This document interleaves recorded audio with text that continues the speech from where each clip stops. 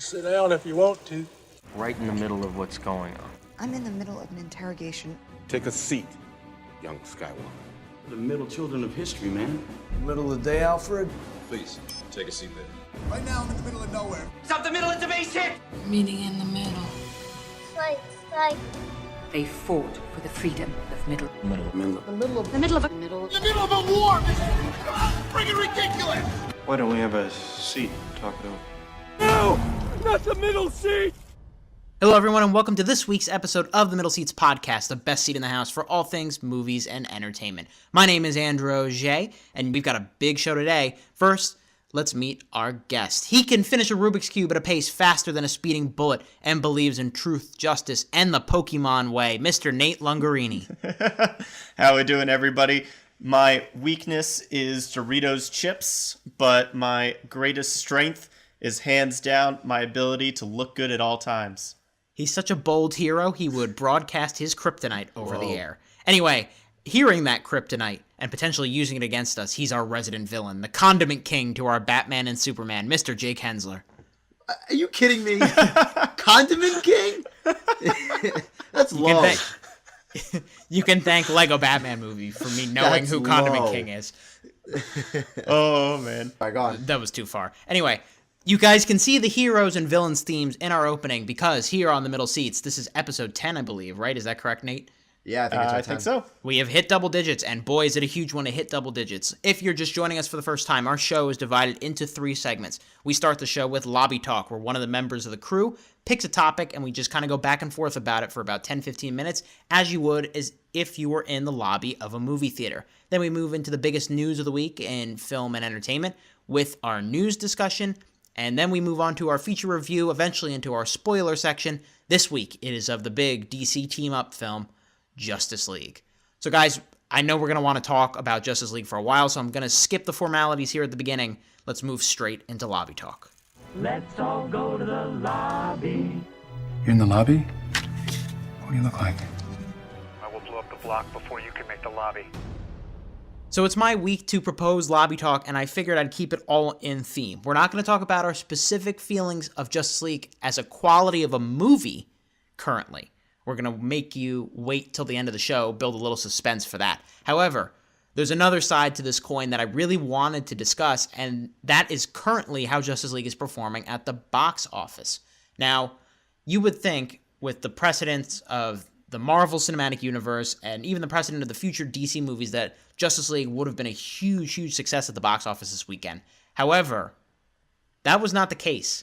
It's going to be opening around $95 to $100 million, in that range. We'll have the exact estimates after this show is done recording. However, that $95 to $100 million, you would think, Nate, Jake, you hear that total, that sounds like a good total, right? Like, that sounds like a lot of money. That's more money than I'll make, that's for sure. That's more money than I'll ever sniff in my life. However, Justice League cost $300 million to make estimated. Shoo! I think it's because of all the reshoots that went on with all the behind-the-scenes troubled production, and we'll get into that more specifically when we get into our review. Plus, if you add an additional roughly $150 million, which is roughly what it takes to market a movie like this, you're looking at about a $500 million price tag for a movie that only opened to about $100 million here and opened in pretty much every major market. And it only opened to under $300 million. So it's got some recuperating to do it. It's the lowest opening of a DCEU movie so far. Man of Steel opened to $116 million in 2013. Batman v Superman opened to $166 million in 2016. Wow. Suicide Squad also in 2016. $133 million opening. Wonder Woman earlier this year, $103 million opening. A huge, huge success. A big critical success too. So this is the lowest opening in the DCEU. With the big team up, the big coup de grace, their big centerpiece. Guys, I'm going to make you play executive here in this hypothetical lobby talk. Aquaman's their next movie. It opens in December of 2018. They have 13 months to recuperate from this basically box office disaster. Nate Lungarini, you work for Warner Brothers. Where do you go from here in the DCEU? Well, for starters, I would take a look at my handy-dandy Wikipedia page here that tells me that the DCEU currently has 18 movies planned. Only 5 have release dates, and that's Aquaman, Shazam, Wonder Woman 2, a Cyborg movie, and a Green Lantern movie. Wait. That's 18 is the real number. But 18 is the vey. full-fledged planned number. Oh, just throwing out a couple names, you have Flashpoint movie, a Suicide Squad 2, Nightwing, Deathstroke, Lobo movie, a Dark Justice League movie. There's a whole bunch of plans. You need to calm down. Which are literally just movie titles. And for me as an executive, I'm just going to cut straight past the BS. They are throwing crap at the wall and seeing what sticks, and that is not how you plan out a movie. Marvel, when they did this whole superhero connected universe thing, they had one guy pulling all the strings to make the connected universe make sense. So each movie had a step to go in. DC clearly does not have that. They were setting up 4 different movies in Batman vs. Superman that really annoyed audiences, and they clearly don't have a plan here. So I would scrap almost all of these major plans right away and start with a blank slate of what movies do my audience people want to see. So just to clarify your stance, are we getting rid of the DCEU, or are we hard rebooting inside of the DCEU? If I'm a Warner Brothers executive, I would love to just flat out reboot everything, because I'm not happy with the DCEU, but it's not going to happen. There's way too much money on the line, and Warner Brothers as a company needs superhero material to stay competitive. And you gotta keep it going, unfortunately, in my opinion. Jake, go ahead. What do you think? Yeah, I think a lot of it is money based. The other movies did make a lot of money in general. I think, to take Justice League out, they're still making money for the most part. Now they officially have a critical success with Wonder Woman on their hands. I think Wonder Woman is one of the big factors there, because people loved Wonder Woman, and it was a huge hit for them, but it was also a big thing for a woman market and a woman audience. I think they have to rechange all of their marketing and really sit down and figure out what they're doing. So that 18 number that Nate threw out there, scrap it. Screw it. Get rid of it. Buckle down and focus on your heroes one at a time. So Aquaman's next. Is James Wan still attached to Aquaman? Yeah, that's in the midst of film. Excellent. That's pretty much done filming, I'm pretty sure. Excellent. So we have a good director there. Now we have to figure out how we get people to watch it. Right. You have to market the hell out of Aquaman. Make sure you don't need reshoots. Put a lot of your money into making it look cool, making it something people want to see. And then Flash. Flash is getting a lot of buzz from moviegoers. Get that right. Get your central characters right first. And then if you're starting to make leeway, we can call it a rocky start. We have our heroes down.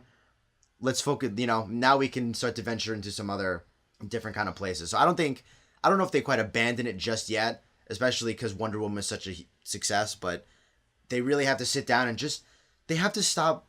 I'm trying not to be vulgar. They have to stop messing around. They have to really sit down and figure out what they want to do and where they want to go with this. Like Nate said, Marvel had steps that each movie takes. They have no steps. They're jumping sideways and going underneath the steps. I don't know what they're. So they really have to buckle down and figure that out, I think, is my main point. Jake, I appreciate you censoring yourself on the Lord's Day. I think he appreciates it too. You filled in the blank of what I was going to say as far as one specific point that I was going to bring up. There are 2 things that make this 3 things I would say that make this really tricky to just completely scrap altogether. The first, like you said, is Wonder Woman, because she is a bona fide hit. Gal Gadot was a star now because of this role. She's turning into this big feminist icon with her public persona as well. It would be a big blow to scrap the DCEU and lose her with it. Yeah. Another part of this is they got one shot to make a Justice League movie for the first time. That one shot doesn't come again. And after that, if you try to reboot here, you're going to need to, and start all over from scratch, you're going to need to take probably 15 to 20 years off. Yeah. To wash all of this out of audience's mind. So that doesn't sound like a Warner Brothers executive to me, Drew. That doesn't. Look at Sony with Spider-Man. They waited, 2 2 years before rebooting him. Yeah, think of me as a disgruntled third party here. Yeah.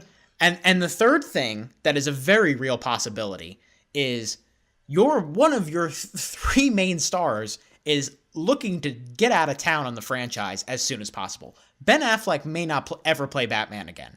He has made that vocally clear that he barely is even considering really Matt Reeves' standalone Batman film, let alone coming back for another Justice League film. So what do you do there if your major star doesn't want to come back?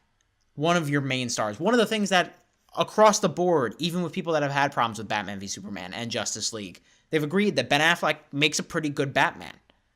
What do you do? Cry. Yeah, you break out the sad Affleck memes and you just deal with that for a little bit. But once you get past that, if you're looking for the light at the end of the tunnel, there's one franchise that comes to mind that got hugely more successful in its second half. It's the Fast and the Furious franchise is what I'm thinking of. This is a franchise that 1 through 4 at the beginning didn't make a lot of money, was not very critically well received, but really picked itself up when it realized where the root of the audience is and just went for it completely. And 5 through 8 have been extremely profitable and likable and loved by critics and audiences. The DCEU, obviously not an apples to apples comparison, but what they need to do, like Nate kind of said, is slow down, figure out these specific characters. I said that. Both of you said that. We all are saying that. It's a sensible thing to do. Right. It's not, it's the entire world is screaming this at DC right now. Mm-hmm. You need to slow down and go one at a time, slowly but surely, these individual films, and then build up to another team-up event. That's the only way. Exactly what Marvel did. How about that? Right. And trying to do this, I understand why they tried to do the inverse of what Marvel did. Start big, then go small. Because they want to be different. But there's a reason the Marvel formula worked. And we'll get into this more specifically, what I think about this when we get into our Justice League review. But there's a reason the Marvel formula worked. And just being different for the sake of different isn't always the best. So yeah, that's what they need to do. I think we're all vaguely in agreement there. Yeah, I was saying to you guys, I think right before we all saw it, this is a movie that if it really does bomb, people don't forget. Like Spider-Man 3 and Amazing Spider-Man 2, they still get so much shit from audiences. So much. Yeah. There, I didn't censor myself that time. And I'm actually really, really surprised that this movie isn't doing well. Because audience confidence was definitely shaken after Suicide Squad. Because you had the average at best Man of Steel, the horrible Batman vs. Superman, the, in my opinion, just as bad Suicide Squad. If not worse. And then you have Wonder Woman, which was good. And then, ideally, on an upswing, more people are confident to see Justice League. But people remembered the bad DC movies, and that's why they aren't going to this one. Right. Which sucks for DC, but you got to figure it out. Yeah. You put yourselves in this hole. I've got to admit, I'm a little surprised that the audiences picked up so fast. You know how I am. I'm very cynical with audiences, specifically picking up on trends. We think of audiences like, why do they go back? These movies are abusing them over and over again. Why do they go back? Like the Transformers series. Exactly. Like, we don't have a choice. But we don't have a choice. Why are they going back if we continue to punish ourselves over and over again? But this year, and that's a good point, Nate, with Transformers movies too, we are seeing audiences pick up on these trends and not putting together. Rotten Tomatoes isn't a conspiracy. Right. Exactly. Rotten Tomatoes isn't rigged against DC, considering it's owned by DC and Warner Brothers. So audiences picked up on this quicker than I thought they would. So good job, audiences. Good job. Yay. Progress. You did a thing. But anyway, we're going to put Justice League aside for a second and get into the content of our review soon. But we're going to talk about some other superhero stuff in our news segment. And this just in, a Newsbreak special report. This is breaking news. I've just been handed an urgent and horrifying news story. So guys, 2 big trailers, teaser trailers specifically, were released this week onto the internet for 2 very different, but still both very highly anticipated sequels. First, we're going to take a look at a lot more raunchy one. And we're going to take a look at the teaser for Deadpool 2. Kind of a weird teaser because it only has certain segments from the movie. Very small glimpses of footage. It's mostly just Deadpool riffing off the Bob Ross artist kind of videos and doing his little cute thing there. It's a very amusing, fun little teaser, kind of get our foot in the water for Deadpool 2, which is coming out next June. It's directed by David Leitch this time, who was one of the co-directors on the original John Wick, did Atomic Blonde this summer, and is the sole director here on this big comic book sequel after Tim Miller left the project. Of course, Ryan Reynolds is back. Joining him and returning is Karen Sony, Monica Baccarin, TJ Miller, Brianna Hildebrand, Stefan Kapicic, and two big additions to the cast, Josh Brolin as Nathan Summers / Cable, and Zazie Beetz as Domino, two very popular characters from the comics. Guys, of course, I know all of us are looking forward to Deadpool 2. What do you think of this teaser? Does it get you even more excited? Do you think the marketing is going to be just as clever as the one from the original? Jake, let's start with you. I love the Deadpool marketing. I think it's some of the best marketing we've potentially ever seen. It's genius. Because not only does it fit the characters so well, the fact that they're doing this year-round keeps them super relevant. Like, people don't forget about Deadpool because of these little things that he does. So not only was the movie good and the people love the character, when he does things like this, it's like, it reminds people, oh, right, Deadpool. Oh, right, we love Deadpool. Deadpool's very funny. He's very original. You know, it keeps us updated on what he's doing, Bob Ross style. I think it's great. And every time they do something like this, I do laugh. He's just, he's almost always around. I think it's great. Is it weird for me to say that I think I like the marketing for Deadpool better than I like the actual movie? No, I don't think so, actually. I kind of get it. Yeah. I really did like just the jabs at the whole movie making process. Even with the opening credits of Deadpool to the marketing that it did. Disguising it as a romantic comedy for Valentine's Day was genius. So great. I am definitely looking forward to Deadpool. My one little asterisk, I guess, is that Deadpool's going to be an interesting case because it's not just a superhero sequel, which come out all the time, obviously. It's a sequel to a comedy movie, which are definitely trickier to make because people have an expectation for the kind of tone, but they don't want to be bored. So you can't just rehash the same jokes from the first movie. You got to come up with something new, but still keeping to the Deadpool sense of humor, which can be a little ADD and run out of steam if it goes on a little too long. So I have utmost faith in the project because Deadpool 1 pulled it off, and Ryan Reynolds is born for this role. Right. But it'll be interesting to see. Yeah, and he's born for this role, and he understands this character so amazingly well. And that's one of the big reasons why the marketing is so spectacular for these movies, because they understand that a lot of fans of Deadpool love his psychopathic randomness and his ability to break the fourth wall and just kind of insert himself in different ways in pop culture. And Nate, I don't share a lot of those concerns because there's a lot of randomness that you could kind of build up with Deadpool that you couldn't do with a lot of other comedy sequels or superhero sequels. He's just that kind of character where you can put him in any scenario and it would work. And we're going to be potentially adding time travel to this movie with Cable's character. Right. Which is ridiculous. It's not going to make any sense or anything. I'm just hoping. So the first film, it's a great, funny film. It's absolutely deserves to be the breakout hit it deserved to be. But I see what you're saying when you said that you kind of enjoy the marketing more than the movie, because the movie itself is kind of a generic origin story. However, with that off the table, they can do whatever the hell they want now. And that's what makes me so excited, because they're adding all these new elements like Josh Brolin and like the Domino character. And they're just going to be able to go for broke for it. And this first teaser makes me really excited that they're going to sit down, smoke some weed, and figure out, wouldn't it be cool if Deadpool did this? Wouldn't it be cool if Deadpool did that? And that might feel a little ADD, and hopefully it doesn't go beyond 2 hours. If he's riding a unicorn in space by the end of the movie, I'll be happy. Right, exactly. It'll be an absolute blast regardless.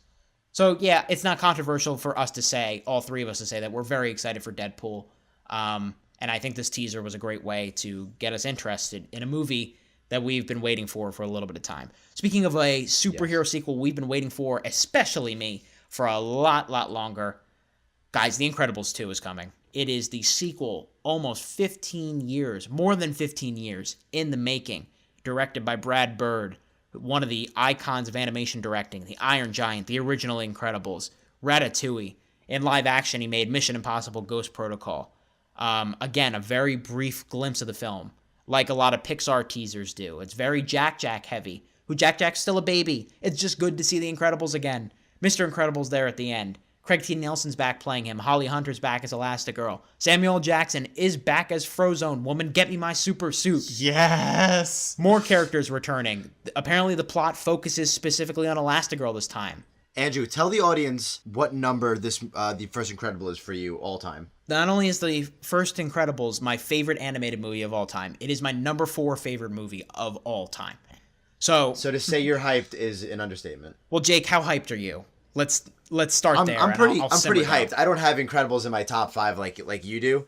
And it's been a few years since I've seen it, definitely. But I mean, it's undeniably a great movie. It's one of those movies that like everybody likes to some extent. Yeah, it's one of the more forgotten Pixar's, I'd say, just because everyone always says Finding Nemo, Up, Inside Out recently. Yeah. But I think Incredibles is my favorite Pixar movie. It is just so solid as not only like a spy movie, a superhero movie, just a family movie. It is so solid. All the characters are awesome, and I cannot wait to see this sequel. It is the smartest movie that Pixar has ever made, and that's really saying something. That, in my opinion, it's one of the smartest animated movies written. It's the best Fantastic Four movie we've ever gotten, which again, it's not a high bar to climb, but still.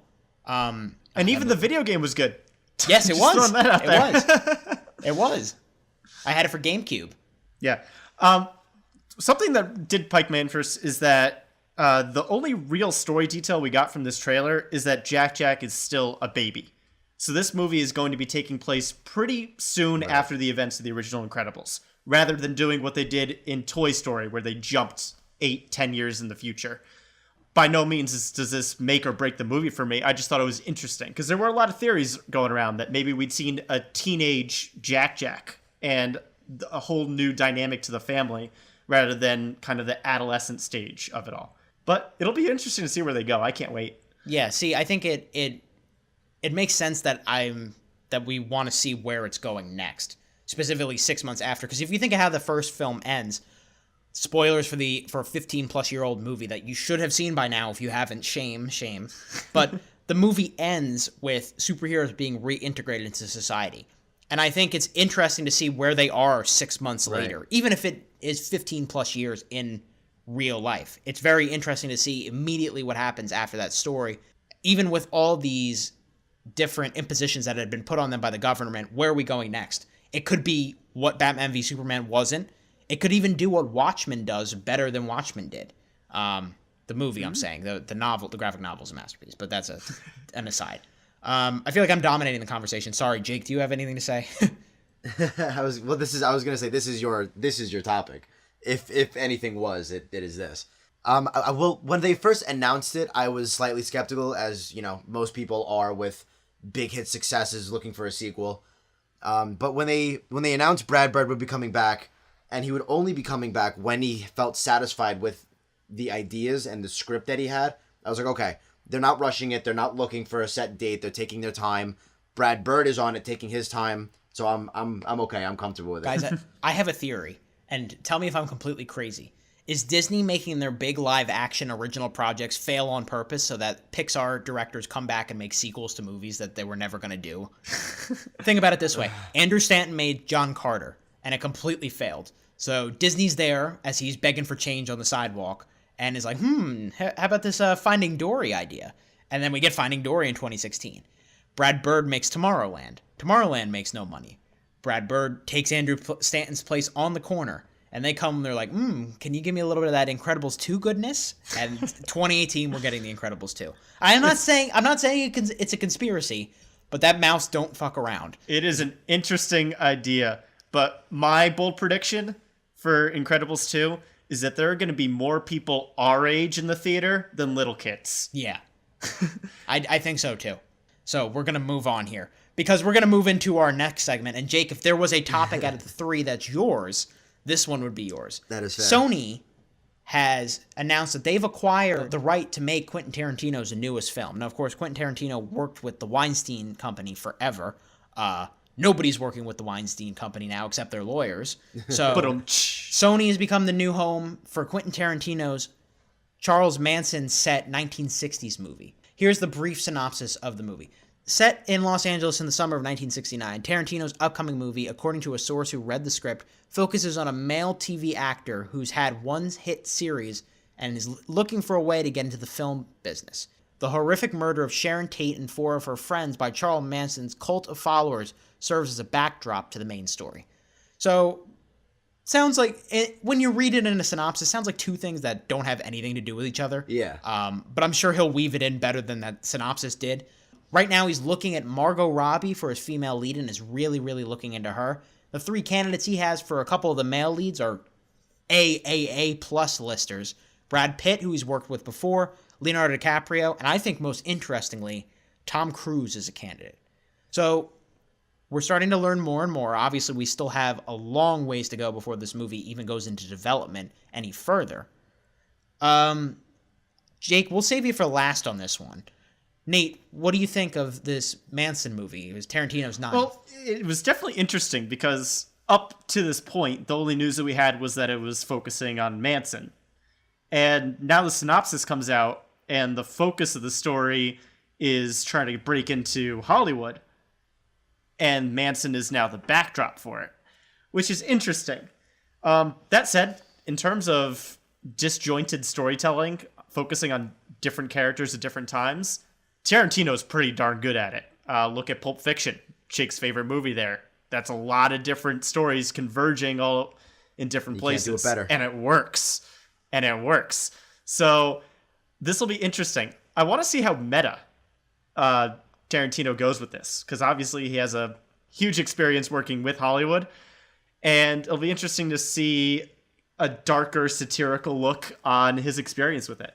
I'm a little sketchy on Tom Cruise, mainly because he's a good actor for the roles that he's been in lately. He's good in them, but I don't know how I feel about him pairing with Tarantino. Now, Tarantino gets great performances out of basically all of his actors, so I'm not against it, but that's the one I'm definitely most skeptical of, just because Tom Cruise has this same swagger and charm about him in every movie, and I don't want to see it in a Tarantino one. I think I don't know. I think Tom Cruise has more range than you're giving him credit for, and I think he does, just not lately. Lately, he's the same guy. Maybe that's why he's going to take this role, Jake. Yeah, maybe then if he can change himself up and take himself seriously and work well with Tarantino, I'm all about it. But in a safe man standpoint, Pitt and DiCaprio are excellent choices that have been proven to work well with Tarantino in the past. Yeah, but when has Tarantino ever taken the safe road? Ever. That's also true. He took Christoph Waltz, a nobody, and made him a star. Right. So. He did that. He revived the career of John Travolta. But as far as Tarantino goes, for those who don't know, if he's not my favorite, he's one of my absolute favorite directors. I've liked to love to adored everything he's done. I'm going to look forward to anything his name is attached to, pretty much. But you haven't seen Death Proof. No, I haven't. That's true. I haven't seen that one. It's not that bad. But everything else that's hit, big movie theaters I've seen. I really like the Margot Robbie idea. I loved her in Wolf of Wall Street. Even the movies that aren't that great, I think she's pretty good in them. So I think she's making a name for herself. But another interesting thing I read is that it's gonna be based on historical events in the same sense that Inglourious Basterds is. Oh, Jesus. So it takes place in a real world, but it's not serious. So it's writing history with a crayon. Got it. Yeah, that's what I don't know if that's for sure, but that's what I read. Now, Andrew, I know you're not a huge fan of Bastards. I do like it. I think it's good. I just think some people consider it his best film, and I'm like, calm down. Yeah, I disagree with that, but yeah, I mean, I think if he's gonna do that again, it's an interesting route. Yeah, for sure. Interesting topic in general. So certainly, all good news on news this week. We got 2 teasers for great movies, sequels to great movies at least.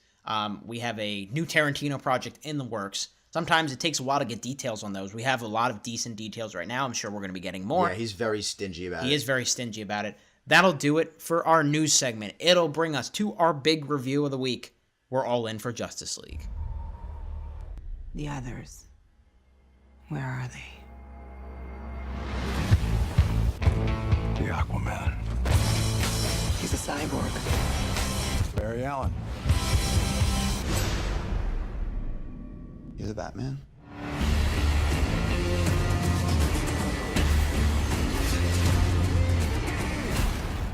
What are your superpowers again? I'm rich.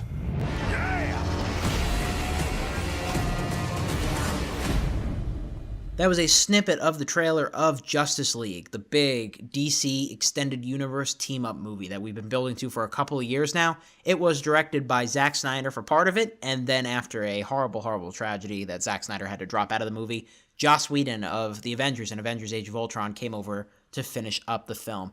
We got some spoilers coming up for Batman v Superman Dawn of Justice if you haven't seen the movie, but it's a movie you absolutely have to see if you want to see Justice League because it will make no sense otherwise. But here we go, going to the main synopsis for Justice League.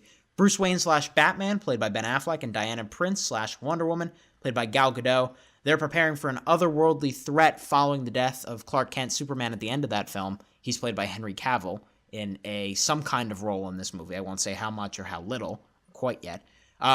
They recruit a team of superheroes to battle an otherworldly threat, the villainous alien demon named Steppenwolf. He's voiced by Ciarán Hinds.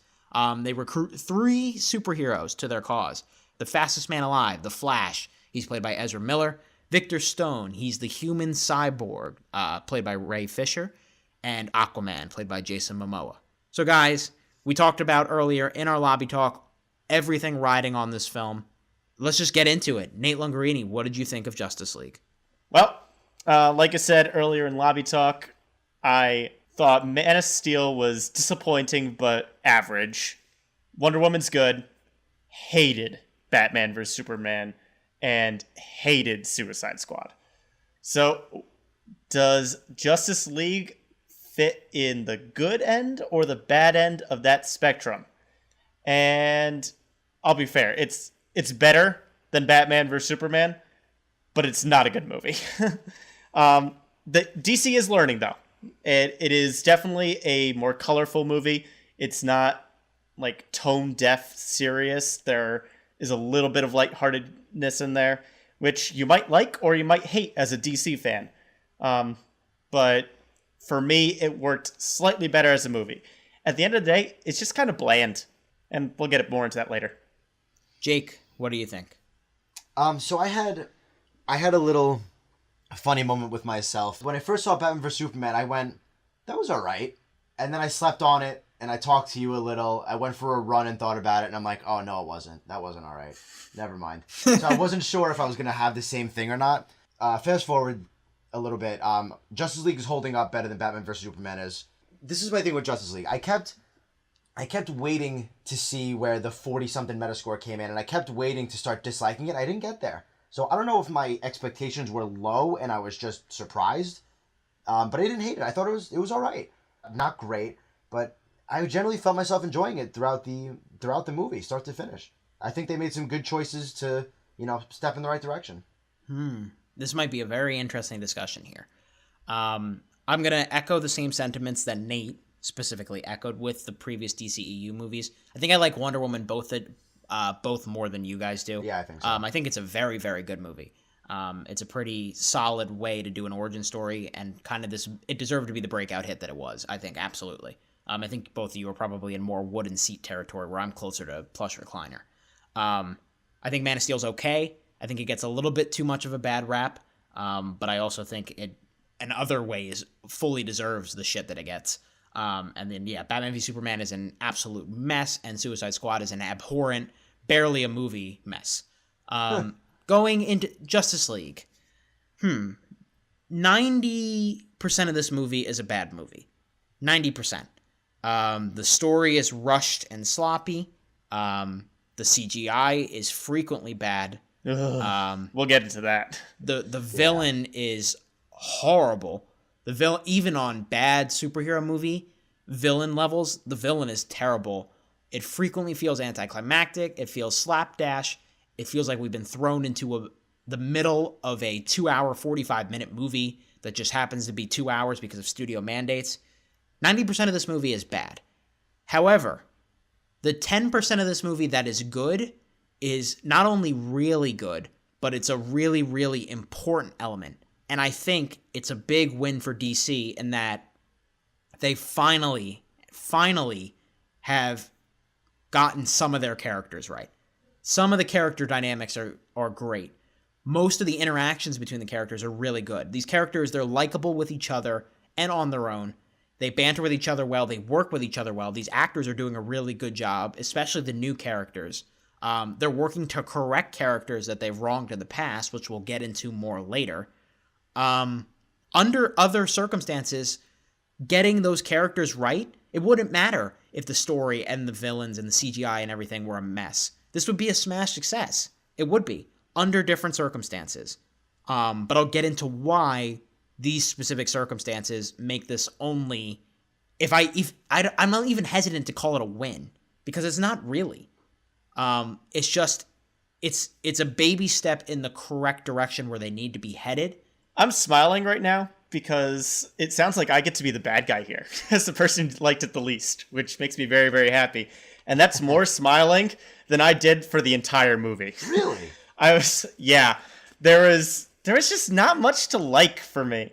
For the most part, if you've seen all the trailers, you've seen probably more than half the jokes that are in the movie. There are definitely some cool action scenes that aren't all in the trailers, but all the set pieces are there. Drew liked the character interactions, and they were more hit or miss for me. The Flash, I think, is going to be the audience's key comedic character in this movie, and he's definitely got some funny lines, but it was about half and half for me, where the Flash was either funny or cringy, and it just didn't land with me personally. If you liked him, great. That's fine. Not a huge fan of Cyborg. He's really mopey, and his little character arc that he goes through with Wonder Woman is incredibly rushed. And Aquaman just doesn't have enough to do, in my opinion. The other characters that we've seen before are fine, but only fine. And it's not really enough to justify a good movie for me. Justify. Nice. I was gonna say for me, and I'm gonna sound like the good guy here, though I didn't love it. I wouldn't quite say good movie, but it's something I'm gonna have to be the one fighting for it here, which is a little odd. I wasn't sure if that was gonna happen or not. I felt myself enjoying it, and a lot of the time was because I feel like they corrected a lot of the mistakes from their past. So maybe I'm just easier on these movies than you guys, because I don't hate BVS or Suicide Squad either. So maybe I'm just easygoing with them, or I'm a little more forgiving, but... I do agree that they're correcting things, and I think what they're specifically correcting, I have to wait till spoilers to say. But yeah, I would agree with you there, Jake. I think they are working... Like, for me, one of the major things that I thought was a good move on their part is the fact that it was only 2 hours, or 159, whatever you want to call it, was a good move. It decided to run with a more character-driven, feel, and leave the story on the lighter side. And I feel like that worked, because Batman vs. Superman, there was so much going on, nobody can even explain the movie. It's a mess. It's awful. Nobody can explain to you what really happened in Batman vs. Superman. They abandoned all that. So I feel like the fact that they just strictly decided to hone in on getting the characters, introducing them to us, introducing them to each other, getting their personalities, getting a little backstory, getting their interactions, and just getting them on the screen and resonated with audiences, making that their focus was the move. And I think it generally worked out, because I was never bored, which is a big plus from Batman vs. Superman. I was entertained. I wasn't generally annoyed by anything in the story. You can tell when editing comes in and cuts things out. You can tell. Edward Scissorhands went through this movie and chopped it up. Like, there are sequences where I legitimately think there was an A to E and we skipped B, C, D. And it doesn't necessarily not work, but you completely can feel it. But I think, generally speaking, they get a lot of the characters right, which, for me, I was walking out of there. This is the conversation I have with fans of Batman vs. Superman and Suicide Squad, is that, I don't really care about the plot. I'm just here for the characters. I want to see these characters do fun things. And if that's the way you want to do it, fine, great. Good for you. But that's just not how I look at a movie. And this movie does that, where it says, all right, we're going to have the most bare bones plot possible so we could focus on the characters a little bit more. And if that's what you're happy with seeing this movie, great. Go see this movie. Go see Justice League. Have a fun time. I'm not going to stop you. But aren't your expectations just so low now? Think about it. This is one of the first movies where not only do we have Batman and Superman and Wonder Woman on screen, but we have some of the most iconic superhero characters of all time. And for people to say the movie wasn't a disaster, being an okay thing, pisses me off as a comic book fan. These are awesome characters that should be doing awesome stories, and our expectations and the bar is set so low that an average movie is now okay. That's not cool. Yeah, well, like, you also have to take into complete context of where we are at this point. Yeah, it sucks. It does. But considering where we just came from, yes, this is a victory. It's a small victory for sure. It's a participation trophy. It's getting us where we need to be. And this just goes back to their entire game plan, which, again, trying to be different and cram everything in the front loading by starting with a Justice League movie, then spinning off solo films. Okay, Jake, you're saying that we get the character dynamics and we skipped right to the interactions and stuff, but it feels immediately shortchanged because I feel like, why am I really investing if I just met Cyborg 15 minutes ago? Right, and I think that's the issue with not giving them standalone movies first. Absolutely. So not getting standalone movies first, there's a lot to tackle. We have to get introduced, get acquainted with, and learn about them, all while they tackle their own battles, learning about each other. There's a lot to do, and considering how messy it could have been, and I know I'm playing devil's advocate a little bit, because this shouldn't be a plus, but how messy it could have been, or how messy I was expecting it to be, I was kind of pleasantly surprised. I'm like, you know what? We get a little bit of this, a little bit of that. It kind of works. It's not bad. And focusing on character and not so much plot, I think kind of worked out in their favor. Where BVS, they tried to do everything. They took a step back for this one, and I think it paid off a little. Right, but I think a lot of the reason it works for me is what the actors are bringing to it. And I want to I think a lot of the actors get it. I want to specifically highlight the new guy. I really liked Cyborg is a bit of a blank slate as a character, but I really dug what Ray Fisher brought to it. He has this like gravitas to him and this kind of like self-serious but he should be the self-serious one on the team kind of. I dug him a lot. I think Ezra Miller does a great job as the Flash. It's a very energetic performance. It's definitely he's probably my favorite of the new guys. Yeah. I'm very interested to hear what both of you have to say about Aquaman, because I like Jason Momoa. I thought he did a pretty good job, but I think that character is the one that's shortchanged the most by this being a under 2-hour movie, because there's a whole sequence. There's one sequence in the movie where we go to Atlantis, and that was just such a trip, and it was such a what the hell is going on? And by the time we're in and out. By the time we even understand what's going on, or who we're talking to, or why we're here, it's in and out. None of these characters are allowed to have any real sort of arc, besides we're heroes now, besides we're working together now. We don't get to see them go through any kind of character change because we haven't met any of them. The only character that gets a change is Wonder Woman. She has this whole arc about her stepping up, not just being a hero, which was what Wonder Woman was about, but Justice League is about her becoming a leader. And you know why she was allowed to have an arc, guys? Because no shit, she already had her own movie before this, and we've met her before. Ding. Let's move on to directors, because we have two very different directors here, where we have Zack Snyder, who is a very stylistic director, versus Joss Whedon, who is definitely more of the comedic kind of director. Does this movie work glued together like this? What are you guys' thoughts? What do you think? Because I feel like I know what you're going to say. I actually, for the most part, it's okay.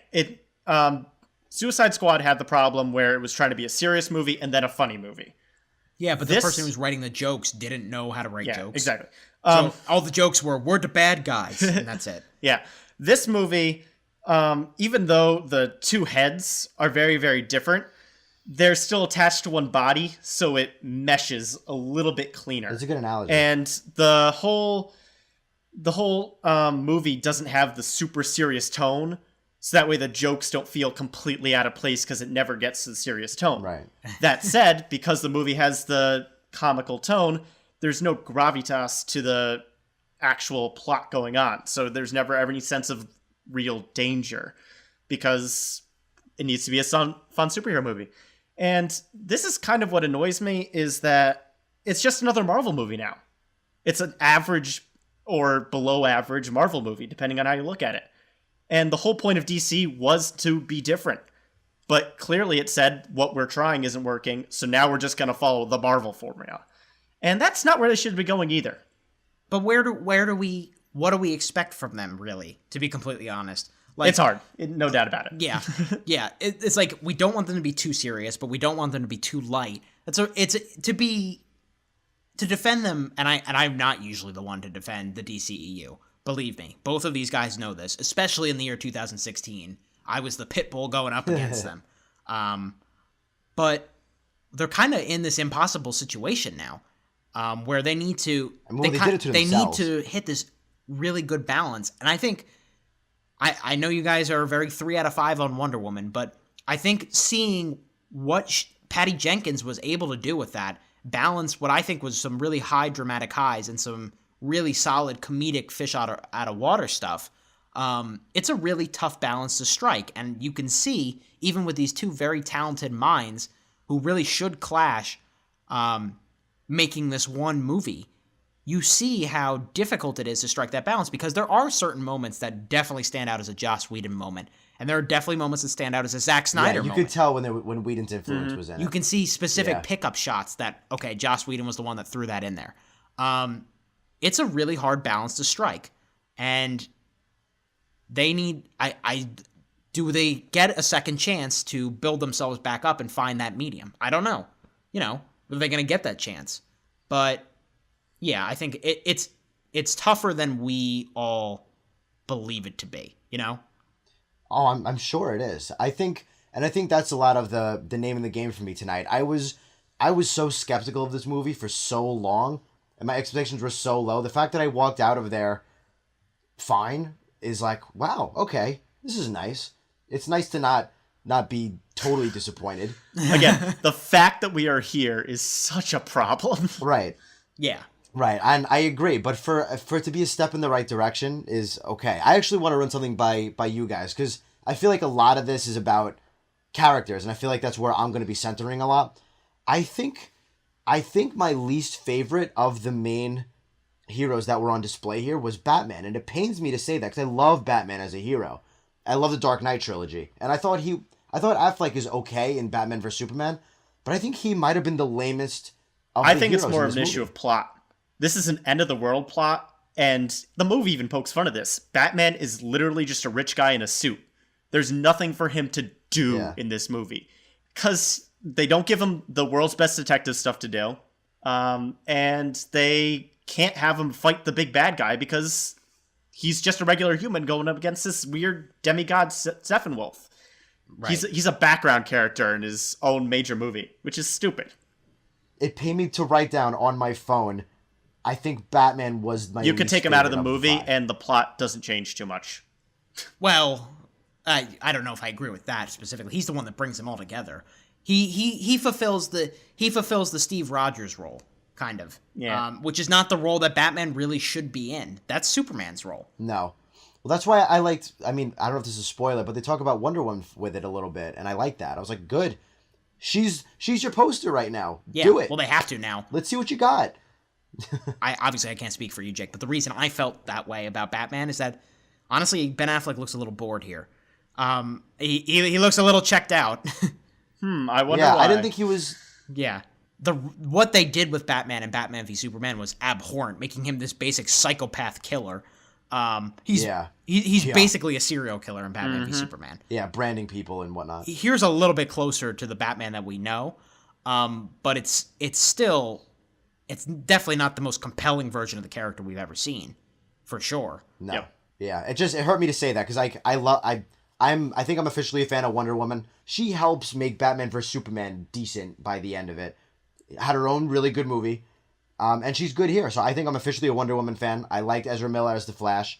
We didn't answer your question. I liked Momoa as Aquaman, and I think there's a lot of potential for his story. Yes, I do think so too. I think he's got a lot of potential, because right now he's a younger guy. He's not king yet, from what I'm understanding. Or he is in line for... That's what I'm talking about, that they just they rush over his whatever he's supposed to be doing. He just kind of shows up when he needs to. He's a punchline when you need him to be. But my understanding is that he is supposed to be king of Atlantis, but he doesn't want to do that. He'd rather just drink and save people. I guess. Yeah. Right. Which for me, you know what? There's an arc here. There is a big Aquaman arc here if they want it. So I'm okay. This should have been resolved beforehand, though. Honestly, like we should have taken care of this already. I think let's move in. Let's talk about CGI, but let's also talk about our ratings here, so we can really dig deep and talk into spoilers. Yeah, I want to get into spoilers. Yeah, DC's moving forward. Let's do this. If for some reason here on episode 10, this is your first time joining us, welcome.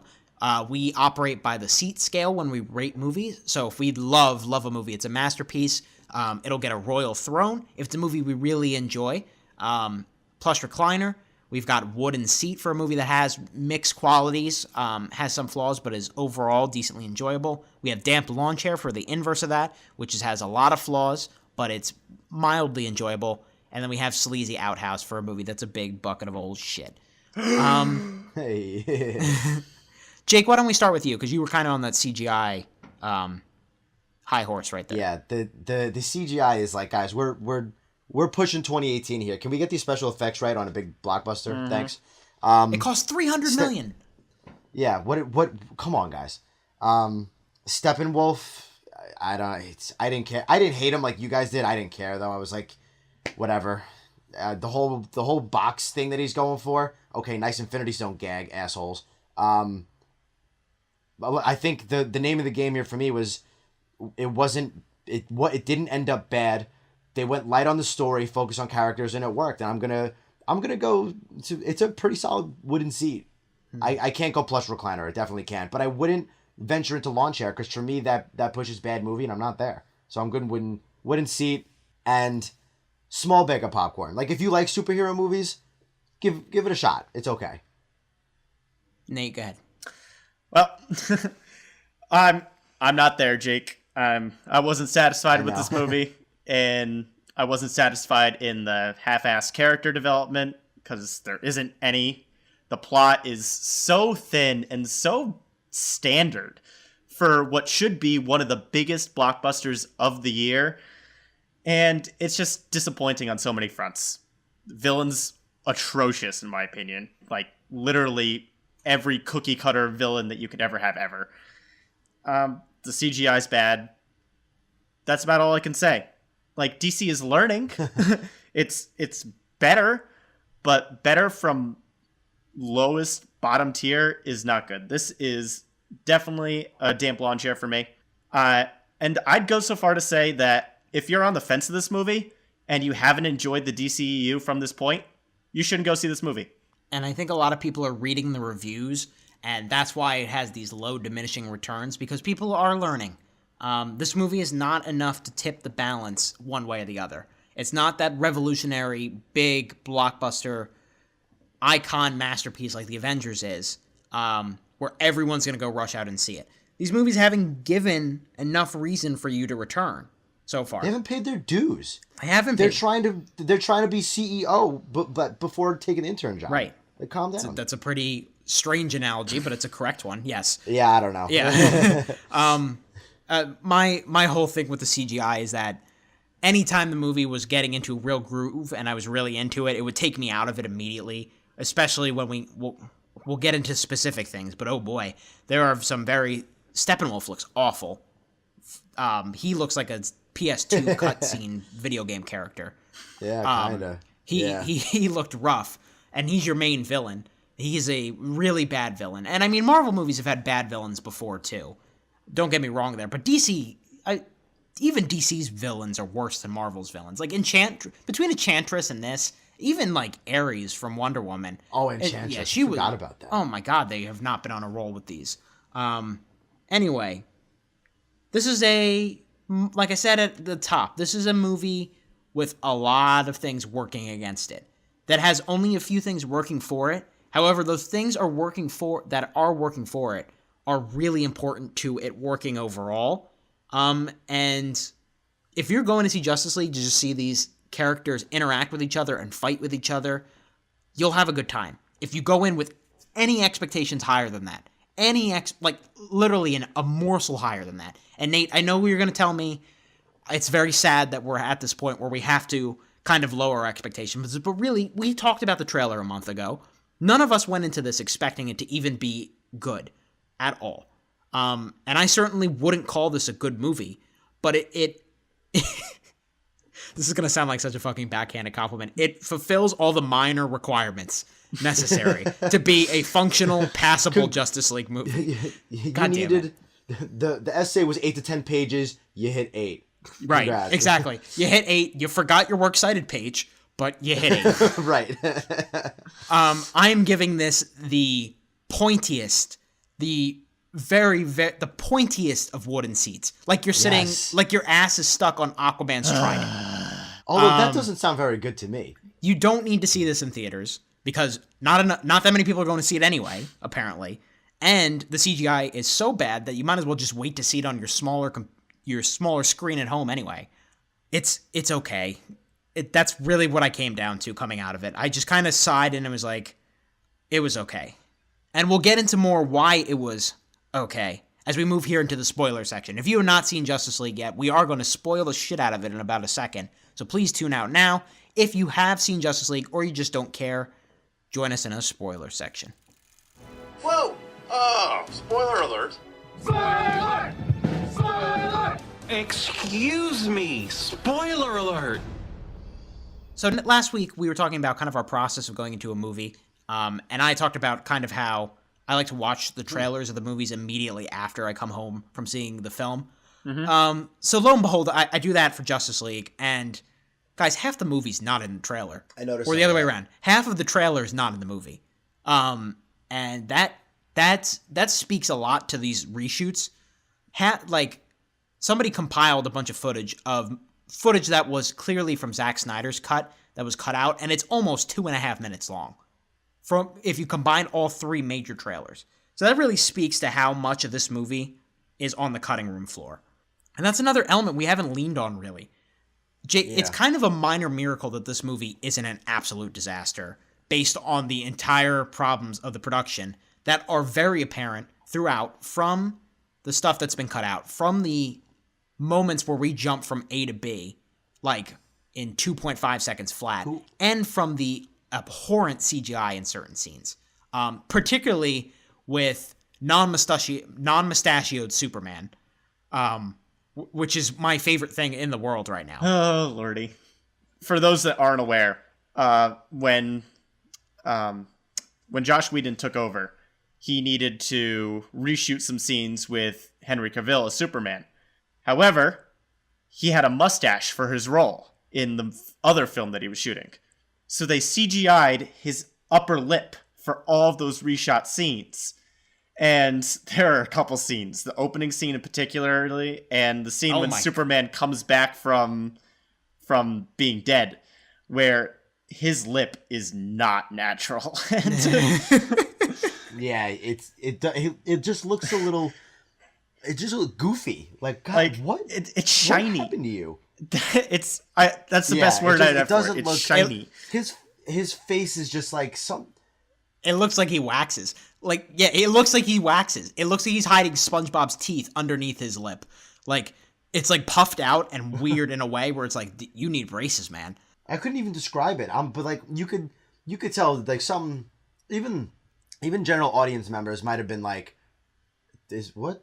I was watching a visual effects video on the troubles of Justice League, and this person that used to work in visual effects talking about the CGI troubles, and specifically just how weird the Superman looks specifically, and how weird Steppenwolf looks. Guys, if you ever get a chance to watch this movie again, this person pointed out something to me that like will change how I see this movie forever, and that's the fact that if you look at Steppenwolf as he talks, only his mouth moves. Like, the rest of his face, the face rigging is atrocious, apparently. His face doesn't move like a natural human thing. And I know he's an alien, whatever, you know what I'm saying. It doesn't move like somebody's face moves. That makes lot of sense, actually. Yeah, it's small things like that completely, they completely kill any kind of investment you have in the movie. And do you guys think they should have taken like 6 more months polished things off and then thrown this out in like March or something. I don't think it would have saved the movie. As much as I'd love to crap on this movie CGI, I have much more pressing issues to talk about. Spoiler section now. Let's talk plot. So obviously the big spoiler, and that is major quotations there, is Superman comes back from the dead. No way, Justice League with Superman? You're kidding. This is, I guess, fixing the mistake of killing him off for no reason whatsoever in Batman vs. Superman. It makes the ending of Batman v Superman not make sense, because why are the pebbles on his grave rumbling? Yeah, they shoot up. I just rewatched it like a couple weeks ago. Why? That doesn't make sense. He's dead. Yep. So it's just dumb. And that whole arc didn't need to happen in the first movie, and they completely wasted the death of Superman.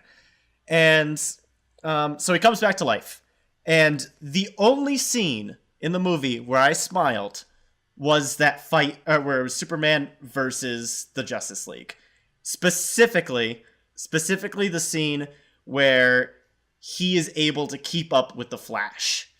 That was awesome. That was cool. Yeah. And I'm like, yes, thank you. They gave me something, I wasn't expecting in a creative way, and it made the movie fun. Not because it was funny to watch. It was a pretty serious fight, but it was something that you can only get in a superhero movie. That's what these movies should be about all the time. And we got a little taste of it in this movie.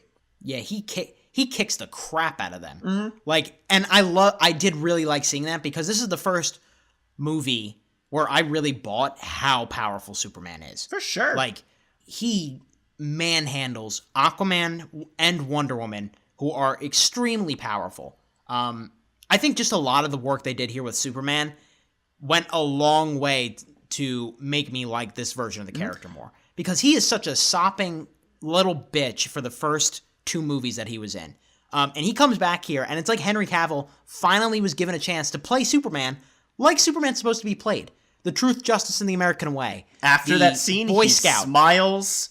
He has a colorful suit that isn't gray. There's actually blue on it. I was amazed at how nice it looked when there's actually colors on it. And he's actually having a good time. The other scene with the Flash where he's carrying a building while the Flash is just pushing 3 people in a car. Yeah. I really like that too. Funny. And B, just totally perfect superhero stuff that we should be seeing all the time in these types of movies.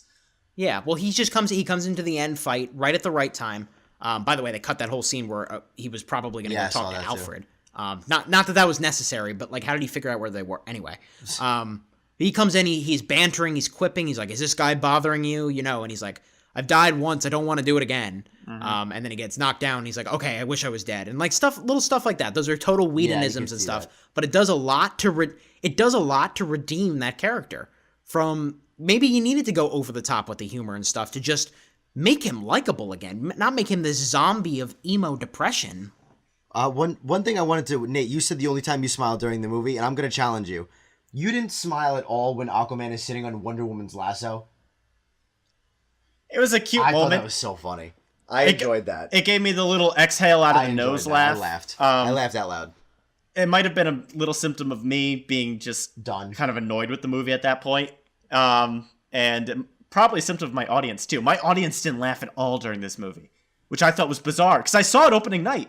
It was a crowded theater, but my audience was deadpan. So I hope that other people who want to enjoy this movie see it with a good audience, because that's at least fun. I had a good audience. My audience was getting excited when Superman comes in, like officially comes in to help save the day, and then Aquaman stood on the last one stuff. The girl next to me was clapping and getting excited. People were laughing. People were like getting excited for other scenes, laughing at the Flash a lot. Mine was kind of in the middle. Mine was in the middle. It seemed like kind of. They were like they were a little lethargic, but they were laughing at the right moments and everything. There are some pretty joyful moments in here that I really liked, and a lot of that came from, it didn't have anything to do with the plot or anything like that. It had to do with these characters talking one-on-one, and a lot of them had to do with the Flash. I really like the scene with Flash and Cyborg.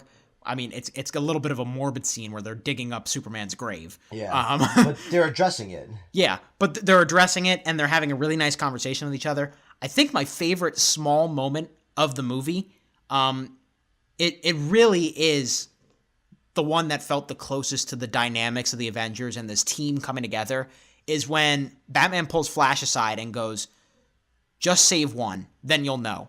And he goes in and he saves one guy and he pulls all of them out. And you see the evolution of Flash as a superhero there, and you see Batman as a leader there. And that felt like the first time where they were a unified body. I think that was a really underrated scene. And then the movie's sprinkled with little moments like that, kind of stuck within this big waff of shit around it. But, you know, like, it's something. You have to pick the shit out, but, like, once you find it, it's pretty cool. Yeah. Can I get into some negatives now? Yes. Go ahead. So, why on earth do you craft a Justice League movie where Aquaman is around almost no water? He has one scene where he randomly shows up in the sewer pipes after having no reason to know where the Justice League is to save them from the water crashing in. And then he's just big, strong guy for the rest of the movie. There's nothing to do with his powers. He's literally just big, beefy guy who gets thrown aside when Superman comes in to be a bigger, beefier guy. Aquaman doesn't get to show off anything to make me like Aquaman for his powers. You could say the same thing, though, about, like, if we're going with the Avengers route, why doesn't Thor always use lightning? You know what I mean? Like, again, this is a thing where, like, if we had seen what Aquaman could do before this, then it would make more sense about why he's not using water or anything like that. Like, we don't know the extent of his powers. We know he's a strong guy. He can hold his own in a fight, but, like, yeah, it's very ill-defined what he can do. They show off the fact that he can, like, control water, but we never get that in the final fight. Why not, instead of throwing it in Russia for some random reason, put it next to an ocean or a lake or something so he could water bend, if that's how they're making his powers in this series? It's not always going to be convenient. Because why would... It's not always going to be convenient. Sometimes he's going to have to go back on land. We got some stuff. We got one thing with water. In his opening You stuff. had him... In his opening stuff. Everything with Batman. That's just him jumping into the water. It doesn't actually do anything. It's just a cool Zack Snyder comic book frame moment. That's all it is. There's no substance behind it. It's just a cool shot. We get him saving them with the sewer pipes. No, I disagree with you. We get enough water to see him. I disagree with you. I think we get enough. And then we're going to get plenty in December, which I'm excited for. I have a little bit of a gripe to pick with how this movie kind of takes some step backwards with Wonder Woman, the character, and the Amazonians, because they make the Amazonians look kind of like punks in this movie. I didn't think about that, but you're kind of right. Yeah. Like Steppenwolf. Steppenwolf's powerful, but like they deal with him pretty easily eventually. And the way that the Amazonians just get crushed is really kind of disheartening. Considering And consider this, too. Steppenwolf, at the end of the movie, is defeated by, like, a dozen of his bugs.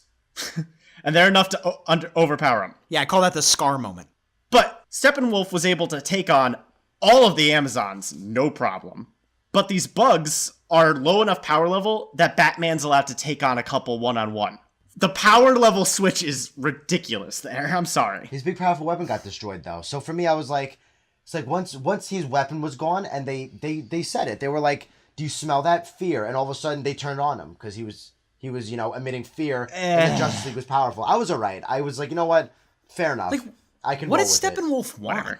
Like he's like to terraform Earth again for the third DC movie in a row. He's clearly the middleman. Like, correct me if I'm wrong, but he's like Darkseid's like secretary or whatever. So the Mother Boxers are such a stupid... Every time they say it, it's like something that a comic book writer writes down, but then it should never be said out loud. This is scraps later. Because if you say it over and over... You say Mother Boxers over and over again, it sounds like a Norman Bates-esque weapon, and it's stupid. It's literally a step above MacGuffin. Like, that's all it is. Did you guys find it interesting throughout the movie when we were in Russia? Why were they focusing just on one family?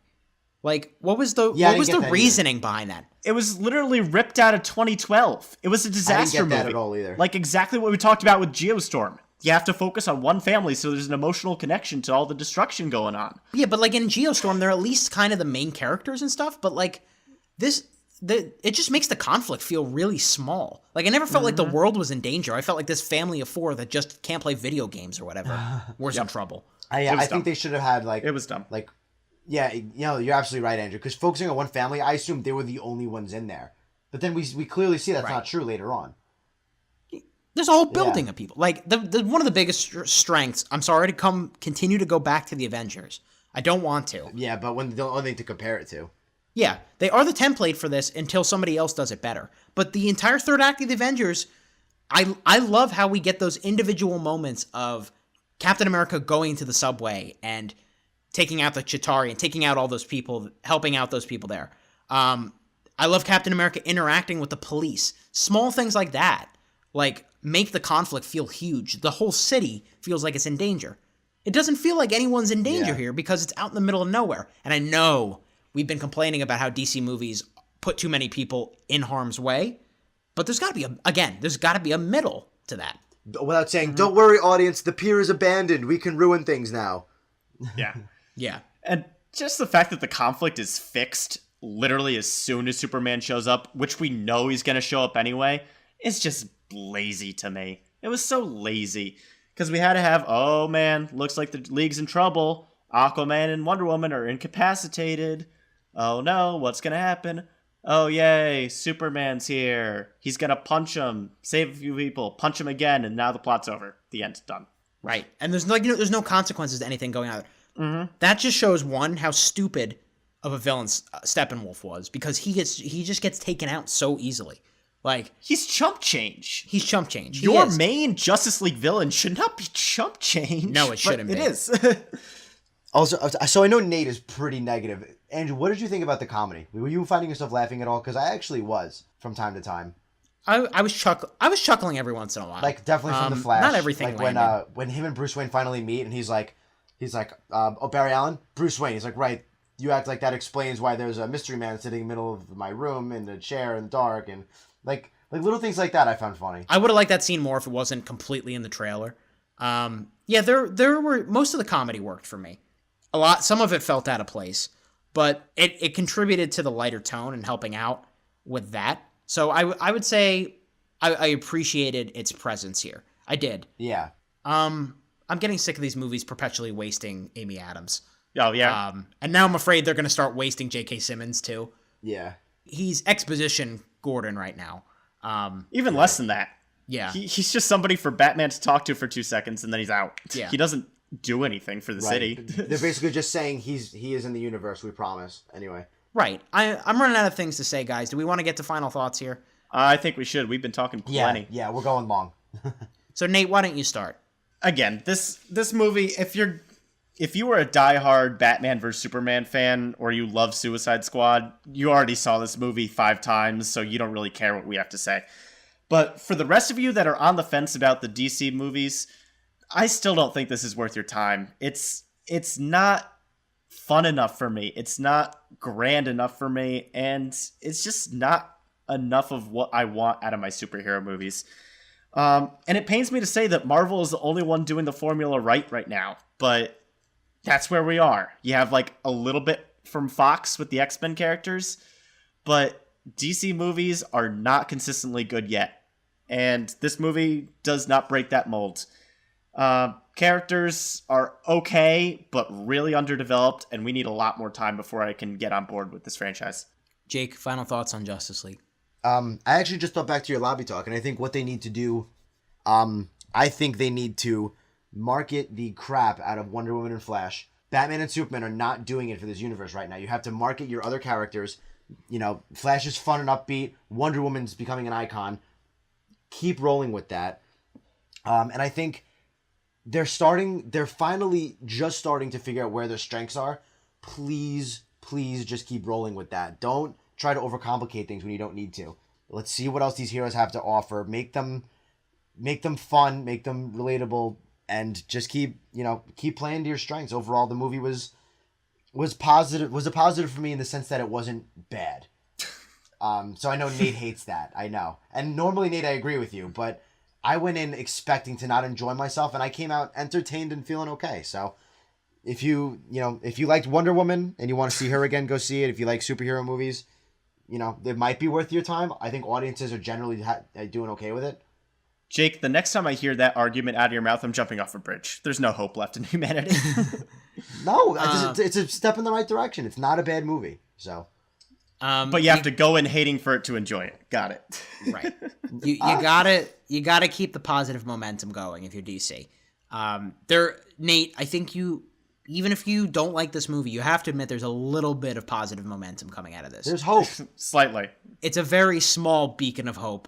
Even as someone here who I feel is the movie's passable, there's a little bit of hope coming here, because it's good to know that the heroes are being treated with respect again. It's a passable, decent superhero movie, with a lot of problems. Let me be clear about that. There are a lot of problems, but having said that, I think you can watch it and have an okay time. It's nothing amazing, but it's not the disaster that a lot of us were prophesizing it was going to be. I think Jake and I are giving it very, very lukewarm recommendations. I'm scowling in the corner over here, but okay. Well, our mission is complete, and that'll do it for this week's episode of the Middle Seats Podcast. Before we go, Nate Lungarini, where would they find us on the internet? Alrighty, here's how you can get in touch with us. You're currently listening to us on YouTube or Facebook, so please take the time to like and subscribe to our page. We're also on Twitter at The Middle Seats, and any questions, comments, or suggestions can be emailed to themiddleseatsshow@gmail.com. Comment below what you thought of the Justice League, and share this episode with all of your comic book fans. Anything you can do to help us grow is greatly appreciated. If you haven't already checked out our spin-off show, Freeze Frame, where we get to divulge a little bit from our usual structure and talk about some old news or totally strange movie stuff. Please check that out. Last week, we didn't even talk about a movie. We reviewed Stranger Things Season 2. That's up and available on YouTube and Facebook now. Check that out for us. Let us know what you think about that. This week, we'll be talking about another Zack Snyder film. We didn't talk about Zack Snyder's style a lot because Justice League doesn't really feel like his movie in a lot of spaces. We'll certainly be talking about that on Freeze Frame when we talk about his breakout hit, 300. Next week on the main show, our Thanksgiving show, we're going to travel to the land of the dead with Pixar and review Coco. That'll do it for us. For Nate Lungarini and for Jake Hensler, I'm Andrew Auger. Keep that seat warm, everyone. We'll be back soon.